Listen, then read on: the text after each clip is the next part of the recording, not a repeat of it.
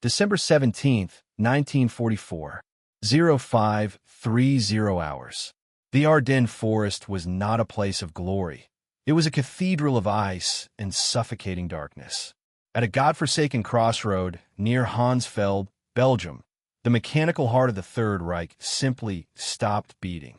The engine of Joachim Peiper's Lead Tiger II tank, a 700-horsepower Maybach beast, coughed once, shuddered with the metallic rasp of a dying Titan, and fell silent.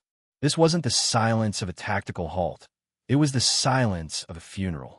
As the steam rose from the cooling metal, the surrounding woods grew heavy with the realization that the most feared armored spearhead in history was now nothing more than 67 tons of immobile iron.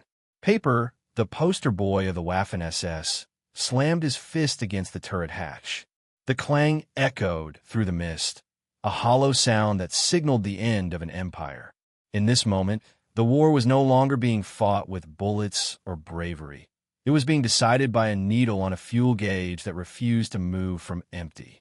Inside the steel tomb, the driver, Unsharv Bear, frantically engaged the ignition, his knuckles white with the kind of panic only a man who knows he is a target can feel. There was no roar, no vibration, only the mocking click of the starter. For years, the Wehrmacht had been fed a diet of racial superiority and tactical invincibility. But as Peiper stepped out onto the frozen Belgian soil, he looked upon a reality that no propaganda could mask.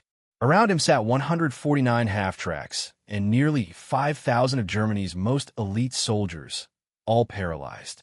They were the tip of the spear for Operation Watch on the Rhine, a desperate gamble to reach the Meuse River and shatter the Allied line. But the spear was broken. It hadn't been blunted by an American shell or a Soviet charge. It had been severed by the simple, brutal fact that Germany was out of blood. The blood of modern war is petroleum, and the Third Reich had bled dry. Through the swirling morning fog, the silhouette of Hansfeld emerged, a critical supply depot for the U.S. 99th Infantry Division. It looked like a ghost town. The Americans had fled with such frantic haste that the fires in their oil drums were still crackling, and metal cups of coffee sat steaming on makeshift tables. But then Peiper saw it, a sight that felt like a gift from the god of war himself. Lined up in perfect, mocking rows were thousands of jerry cans, distinctive, olive drab, and brimming with the lifeblood of the machine. Peiper approached the stockpile slowly, almost reverently, his boots crunching on the frost. When his adjutant, Hans Gruller, pried open a lid and the sharp, chemical tang of high-octane benzene hit the air, a surge of adrenaline swept through the German ranks. 50,000 gallons. It was enough to fuel the entire Kampfgruppe for the push to the Meuse. It was the miracle Hitler had promised. But as Peiper stood among the bounty, counting the cans, the adrenaline began to curdle into a cold, hollow dread. A crushing realization settled over Peiper like the morning fog, heavier than the armor of his tanks. He wasn't looking at a victory. He was looking at an obituary.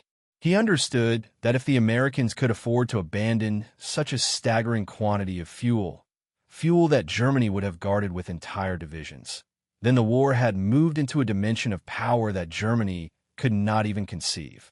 To the Germans, every liter of gasoline was a precious resource, measured, rationed, and bled for. To the Americans, this depot was a rounding error. It was trash. Peiper realized in that frozen moment that Germany hadn't just miscalculated the enemy's strength. They had fundamentally misunderstood the nature of the enemy's existence. They were fighting a ghost that possessed the power of infinity. If the Americans could leave a fortune in gasoline in a ditch, what did they have waiting at the ports? What did they have across the ocean? This was the beginning of the end of the romantic notion of warfare.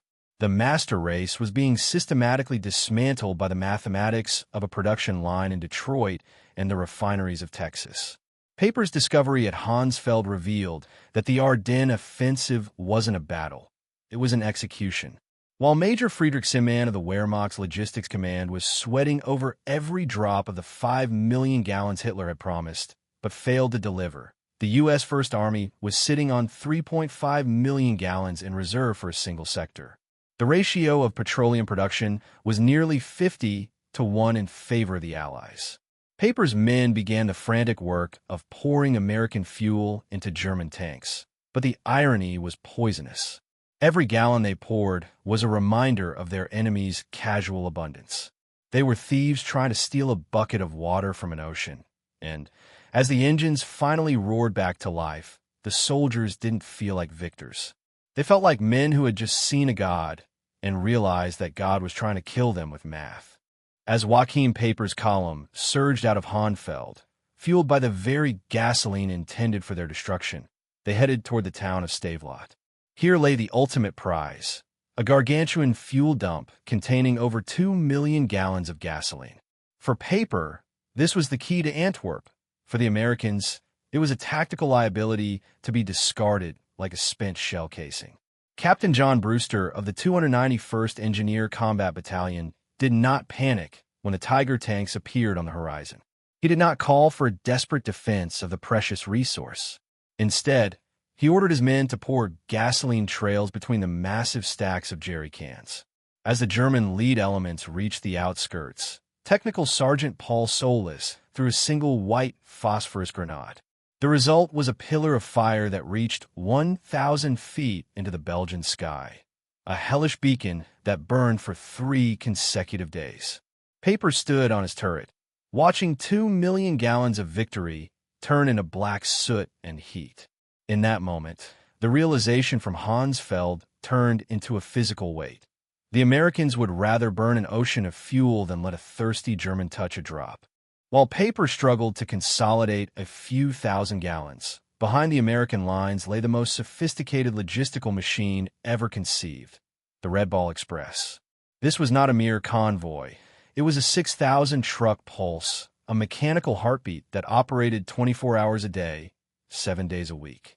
These trucks consumed 40 gallons of fuel every single day just to stay in motion, meaning the American supply system burned more fuel just delivering supplies than the entire German Army Group be received for its monthly combat allocation.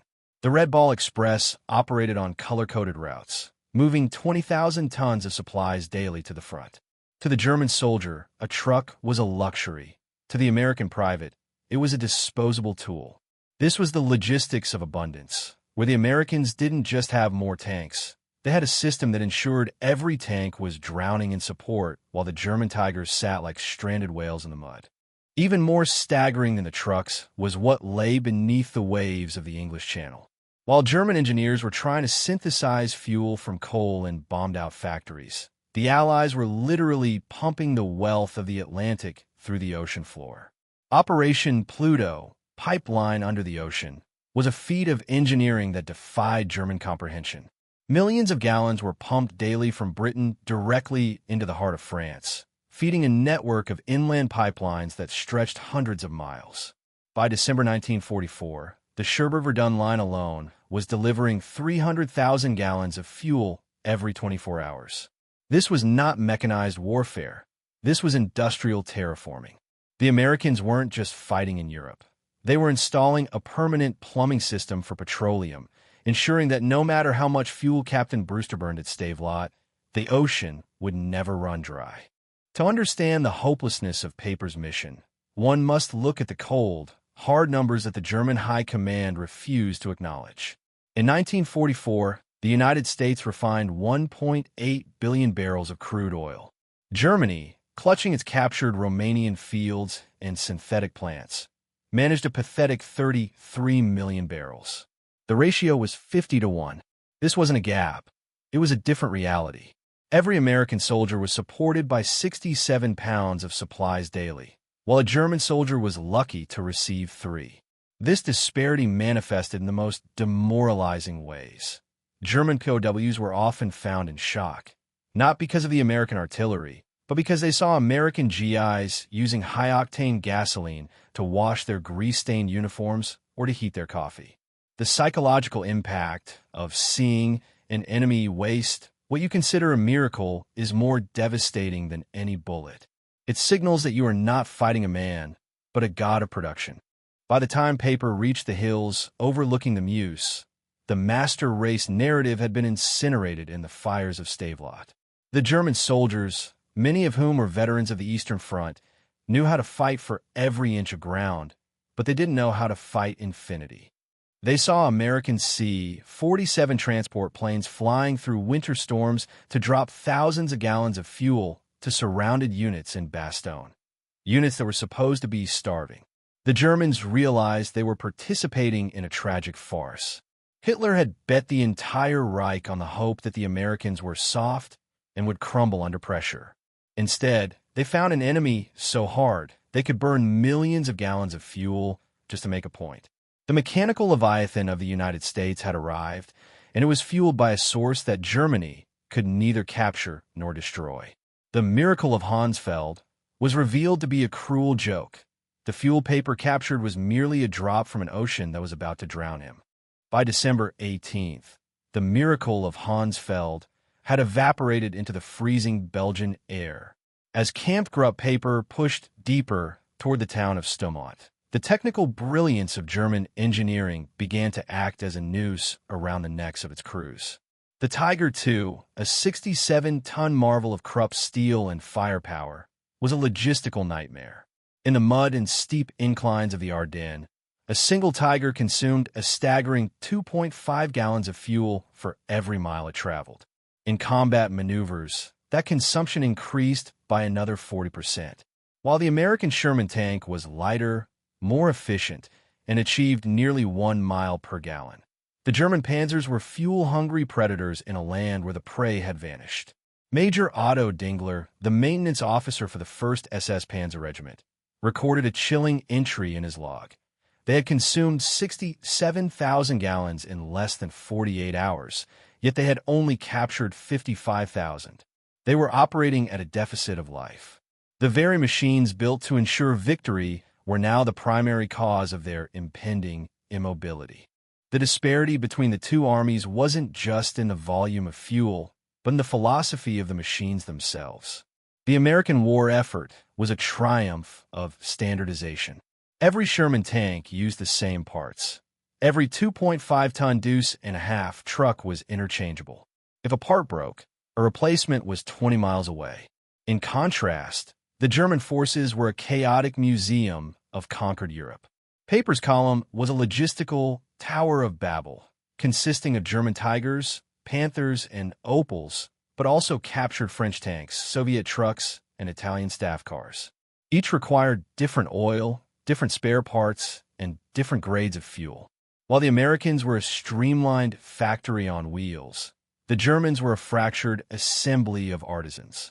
This complexity multiplied their logistical friction until the entire machine ground to a halt. When a German tank threw a track, it stayed in the mud. When an American tank stalled, the Red Ball Express brought a new engine by nightfall. Unbeknownst to Peiper, his fuel crisis was being monitored in real time by an enemy he couldn't see.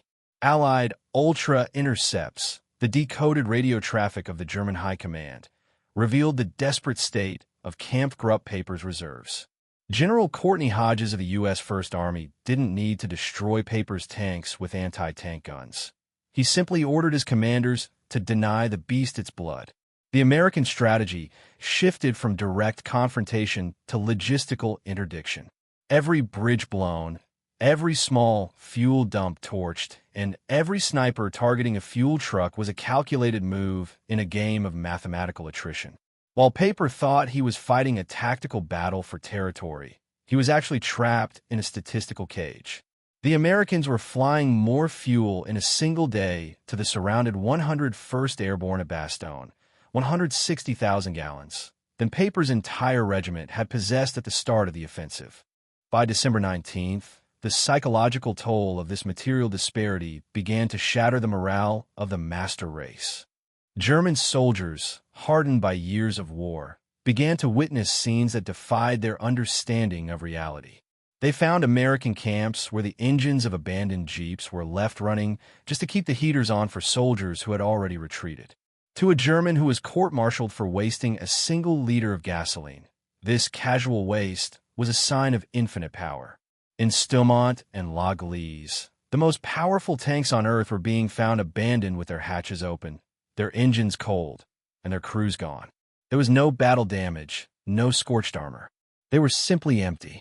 The Tiger IIs, capable of destroying any Allied tank from 2 miles away, were defeated by a simple lack of liquid. The Germans weren't being outfought. They were being outmanufactured. The final realization for the German commanders was the brutal arithmetic of failure. Every decision Peiper made after the 17th was dictated not by military strategy, but by the leader. He couldn't maneuver to the flanks because it cost too much fuel. He couldn't pursue retreating Americans because the engines would burn his last reserves. He was a chess player who had lost all his pieces except the king, and the king was stuck in the mud. Meanwhile, American General George S. Patton was performing the impossible, pivoting an entire army 90 degrees and moving 250,000 men and 15,000 vehicles through the snow in 3 days. This required 350,000 gallons of fuel just for the redeployment. To the German mind, this was magic. To the American mind, it was just another Tuesday at the office. As the weather cleared on December 23rd, 2,000 Allied aircraft took to the skies, each burning hundreds of gallons per hour. The sound of their engines was the sound of a closing casket.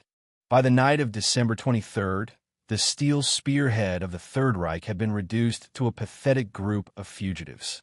Joachim Peiper, the man who was supposed to capture the Meuse and change the course of history, looked one last time at his Command Tiger II.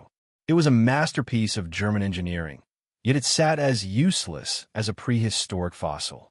Of the 119 tanks and assault guns that had begun the offensive with such thunderous arrogance, 39 remained physically intact in the village of La Galice. Not a single one had a drop of fuel left in its tanks. Peiper ordered his men to drain the last few cups of gasoline from their support vehicles to create a small incendiary charge, destroying the very machines they had sworn to protect. Then, 5,000 elite SS soldiers, the most feared warriors of the Eastern Front, abandoned their invincible armor and slunk into the woods on foot. They didn't retreat because they were beaten in combat. They retreated because the American refineries in Texas had won the war 3 years prior. The Ardennes offensive was meant to prove that the Americans were decadent and soft. Instead, it proved that the American definition of hardness was rooted in a scale the Germans couldn't even measure. Field Marshal Walter Model, upon reading the final reports of the fuel destroyed at Stavelot and Spa, nearly 8 million gallons in a single week, reportedly sat in silence for minutes. He realized that the German soldier was fighting a war of liters and grams, while the American soldier was part of a civilization that measured effort in oceans and tons. The psychological destruction was more permanent than the physical. The letters sent home by German soldiers in early 1945 didn't speak of American bravery. They spoke of American trash. They wrote about the disbelief of seeing American soldiers discarding half-eaten bars of chocolate and using gasoline to burn their waste. The master race was starving while the decadent Americans were drowning in surplus. The war of ideologies was over. The war of the assembly line had taken its place. During the Nuremberg trials, the surviving leaders of the German High Command, Keitel, Jodl, and Speer, did not cite a lack of courage or tactical mistakes as the cause of their defeat. They cited the petroleum gap. Albert Speer, the Minister of Armaments, admitted that by late 1944, the German war machine was a static museum. They had the best pilots, but no fuel to train them. They had the best tanks, but no fuel to move them to the front. The Allies, meanwhile, were moving whole armies like pieces on a chessboard. The trial revealed a terrifying truth for any future military strategist.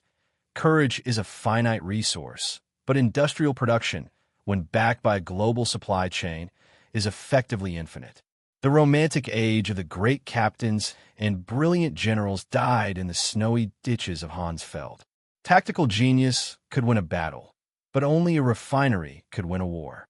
40 years after the engines fell silent, a group of veterans gathered at the museum in La Galice. Among them were former SS Unterscharfer Karl Wertmann and Staff Sergeant Roy Anderson of the U.S. 30th Infantry Division. They stood beside the very Tiger tank Peiper had abandoned, Tank 213, which still sits there today as a monument to immobility. Anderson, looking at the massive 88mm gun, asked a simple question. "We always wondered why you guys just stopped.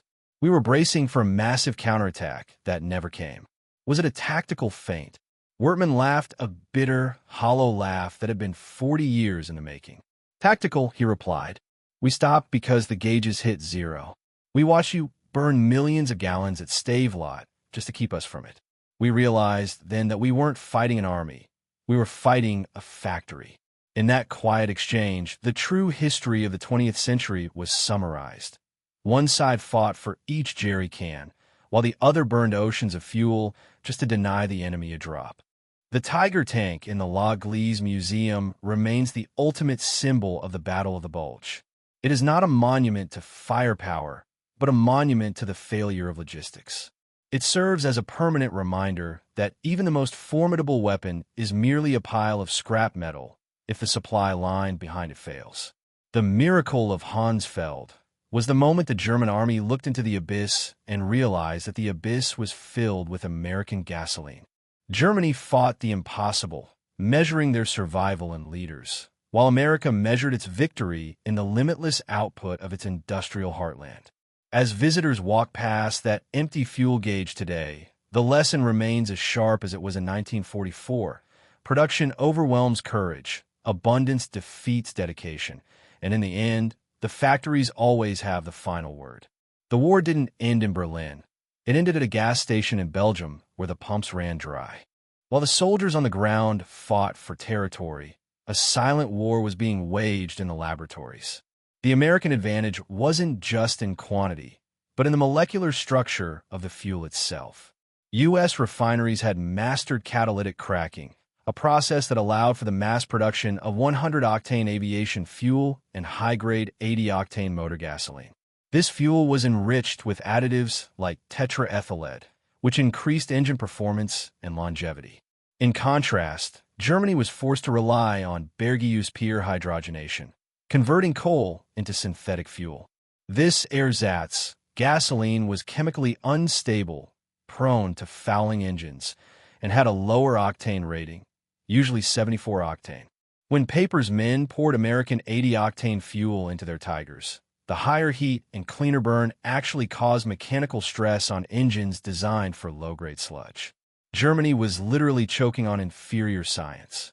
Joachim Peiper never saw the real enemy because it was 5,000 miles away in the East Texas oil fields. In 1944, the U.S. was producing 67% of the world's oil. A single American field produced more petroleum in a month than all of German-occupied Europe produced in a year. The American Big Inch and Little Big Inch pipelines were moving over 500,000 barrels of oil daily from Texas to the Atlantic coast, a logistical feat that dwarfed anything the Wehrmacht had ever attempted. The Americans were fighting with the geologic wealth of an entire continent. Every time a German tanker was blown up by Allied air power, it was irreplaceable. Every time an American tanker was sunk, 10 more were launched from the Kaiser shipyards. The German soldier was fighting against the very tectonic plates of history. The most terrifying sight for a German commander in the Ardennes wasn't a B-17 bomber.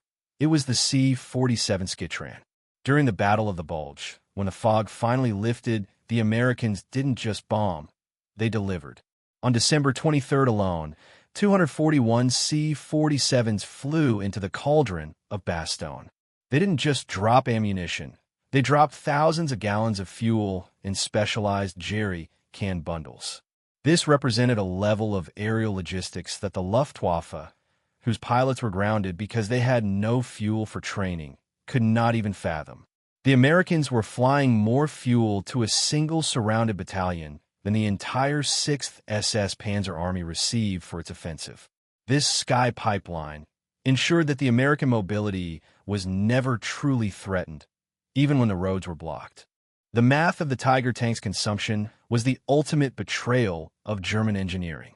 A single panzer division required approximately 150,000 gallons of fuel to move 100 kilometers in combat conditions. For a 3-division corps like Peiper's, that was nearly 500,000 gallons just to reach the Meuse.